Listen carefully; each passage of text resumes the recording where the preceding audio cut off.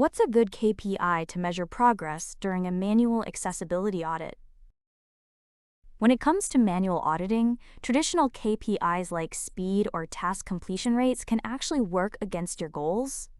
Rushing to finish an audit or aiming for a perfect result on the first pass can lead to missed issues and even discourage people from documenting real barriers. Instead, especially early on, the most useful KPI is simply progress. How many screens or templates have you audited so far, and how many are left? Completing a full audit of a representative sample without worrying about perfection is a major milestone in itself.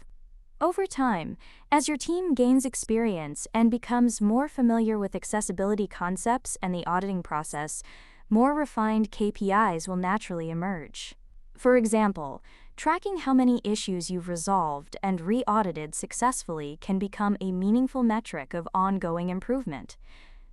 The bottom line? Prioritize learning and completeness over speed. Manual auditing is a process of continuous growth, and progress is a more valuable indicator than perfection. Accessible web. Web accessibility made simple. Explore our tools, services, and education offerings.